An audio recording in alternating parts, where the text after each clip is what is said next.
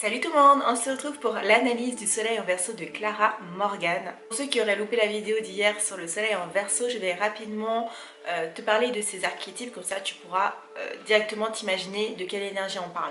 Du coup, l'archétype du Verseau, ça peut être le rebelle ou la rebelle, le savant, le ou la génie, l'original ou encore le fraternel.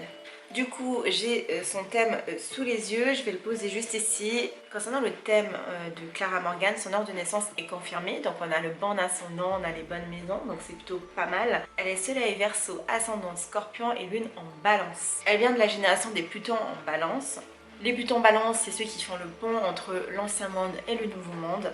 Ils se questionnent sur les nouveaux modèles de relations, sur les notions de bien-être, d'équilibre et d'harmonie dans les relations.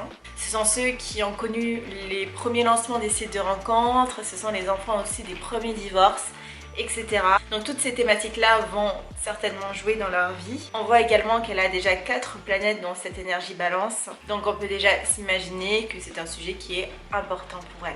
Son soleil Verseau fait un carré à l'ascendant Scorpion.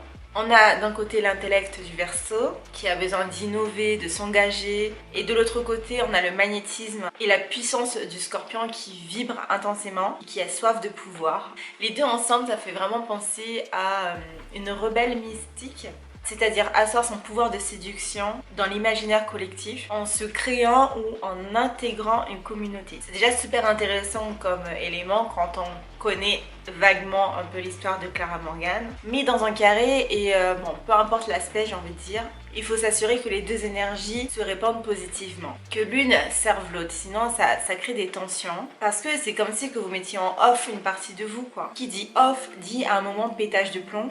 Donc le but c'est de réunir tout le monde, leur demander ok, toi de quoi tu as besoin, toi de quoi tu as besoin et comment je peux t'aider à réaliser tes désirs. Et j'ai envie de dire, il faut être d'autant plus vigilant quand vous avez des carrés, des oppositions et des conjonctions, parce que c'est finalement là qu'il y a le plus de tension à l'intérieur de vous. Et c'est généralement là que se créent des frustrations. Mais après moi je suis partisane pour harmoniser tous les aspects, peu importe qu'ils soient rouge ou bleu sur votre carte ou vert. Moi je suis une grande partisane d'épouser vraiment toutes ces énergies en fait. Du coup on va continuer. Son soleil fait un trigone à sa lune en balance aussi. Et donc le soleil a besoin d'être accompagné par la lune. Les besoins émotionnels sont donc importants pour la réalisation de soi. Grosso modo ça donnerait quelque chose comme elle ne peut pas s'imaginer faire quelque chose de grand, d'innovant, donc à l'image du soleil Verseau, si émotionnellement elle ne trouve pas d'équilibre dans ce qu'elle fait. D'autant plus qu'en balance, si ce qu'elle fait n'est pas beau, n'est pas harmonieux, ne comble pas ses relations amoureuses entre autres. En gros, c'est elle a un compagnon qui n'accepte pas son métier, qui n'accepte pas sa vision, ses envies de grandeur, etc. Il y a une partie d'elle qui sera donc pas satisfaite et donc pas confiante. Le soleil fait aussi un trigone au duo Saturne et Jupiter en balance. Saturne, c'est son gendarme intérieur, associé à la discipline, au besoin de se réaliser, au leadership. Il donne la main à Jupiter, la voie de l'ambition, de la réussite sociale et de la philosophie de vie. Les deux associés, c'est pépite pour la réalisation de projets, pour matérialiser ses rêves et ses ambitions. Mais attention, parce qu'une conjonction, c'est jamais aussi simple. Quand l'un sombre, ça amène l'autre avec en fait. Donc si son gendarme intérieur lui dit tu es nul, tu n'arriveras à rien, tu ne travailles pas assez, c'est pas assez beau ce que tu fais, c'est pas harmonieux ce que tu fais, ben, toutes les ambitions de Jupiter peuvent tomber à l'eau. Dans tous les cas, ses besoins doivent respecter le cadre de la balance, donc faire des choses qui lui semblent justes, avec élégance et beauté. En plus dans la maison 11, il y a vraiment cette idée aussi de projeter ça au monde, de partager ses convictions, partager ses idées. L'archétype de la balance, c'est vraiment l'enchanteresse. Donc quand elle active cette carte, il faut s'imaginer ça comme un jeu de cartes, elle joue cette carte, plus rien ne peut l'arrêter. À part peut-être la justice, c'est peut-être la seule chose qui pourrait arrêter une balance, parce qu'il faut quand même que les choses soient carrées et légales. Mais enfin bref, l'enchanteresse, elle amène les gens avec elle, et sa détermination et son influence sont vraiment ses plus grands atouts. Mais ce qui pourrait aussi la plomber, mis à part peut-être des problèmes avec la justice, etc., ça serait effectivement ses relations. L'environnement d'une balance est très important, donc si elle est entourée de personnes qui ne croient pas en elle, qui la rabaissent, ben, ça peut jouer directement sur son état émotionnel avec sa lune en balance, mais aussi sur ses objectifs à long terme avec le duo Jupiter et Saturne. Du coup je suis allée un petit peu fouiller sur internet et j'ai sorti quelques petites informations très intéressantes sur sa vie.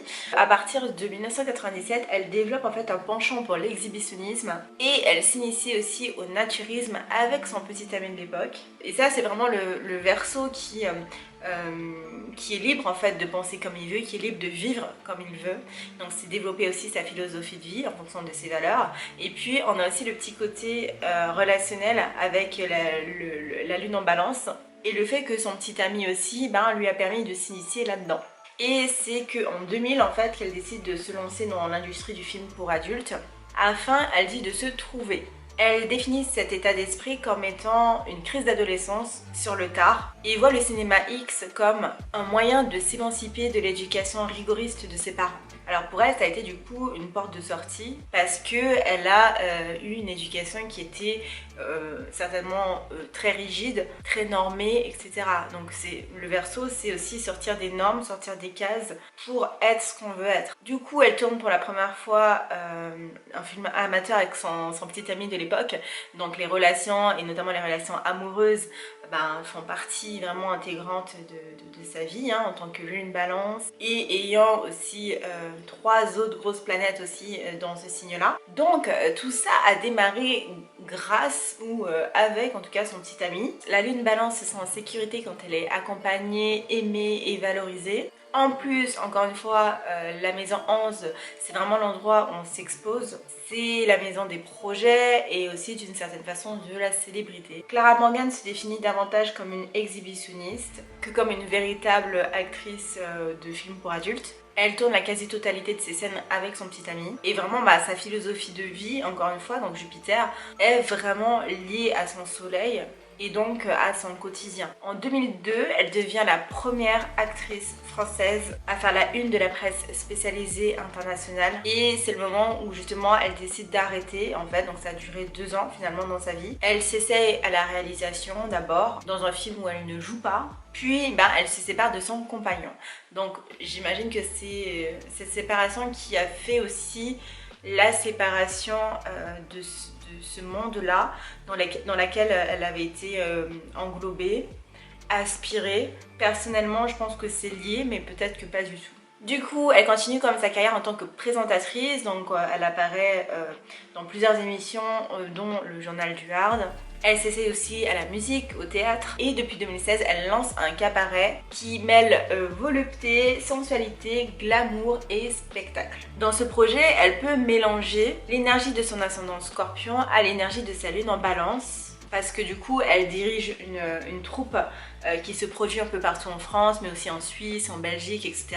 Donc elle a trouvé un projet de groupe, Soleil Verseau, qui associe plusieurs personnes, énergie balance. Elle crée une communauté, donc c'est très Verseau, où la beauté, via les costumes, via le maquillage, est mise en scène. Parlons-en d'ailleurs de cette mise en scène. Le fait d'avoir un public devant lequel on se produit, ça vous rappelle pas une énergie ça? Pour ceux qui n'auraient pas la réponse, il s'agit de l'énergie lion. D'ailleurs, même dans son métier d'actrice, elle était dans l'énergie lion parce que c'est se mettre en scène aussi que de faire ce qu'elle faisait. Et donc où se trouve cette énergie lion dans le thème de Clara Morgan?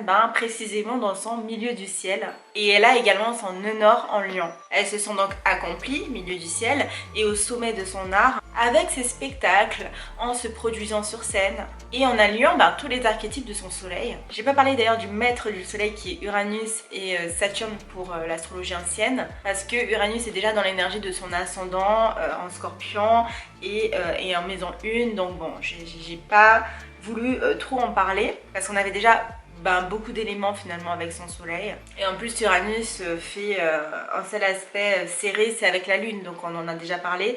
Donc du coup je disais qu'elle allie vraiment tous les archétypes de son soleil. Le côté puissance féminine du Scorpion, le côté balance avec sa troupe, et Verseau avec ce projet d'envergure et les valeurs qu'elle prône. Ensuite, en autre fait, j'ai lu que afin de gérer ses actifs, publicité, vêtements, émissions de télé, clips, disques, etc. Elle a créé sa propre boîte de production. Elle ne s'arrête jamais côté ambition. Et plus récemment, j'ai lu qu'elle avait ouvert avec son mari. Donc il y a toujours une collab finalement avec la balance, c'est toujours un truc qui est fait à deux ou à plusieurs. Donc avec son mari, elle a ouvert un lieu où se retrouvent des artistes pour se produire. Donc dans ce même lieu, il se trouve un studio de photo, des plateaux télévisés, un studio d'enregistrement, etc. Donc là, on est encore dans les thématiques créatives des signes d'air, Verseau et Balance. Enfin voilà, c'est terminé du coup pour l'analyse du soleil de Clara Morgan. J'espère que cet épisode vous a plu. Si c'est le cas, n'hésitez pas à me le dire en commentaire et à me laisser un petit like. On se retrouve demain pour les soleils en poisson, donc restez connectés, n'hésitez pas à vous abonner pour ne rien louper. Je vous souhaite une bonne journée ou une bonne soirée et ciao ciao.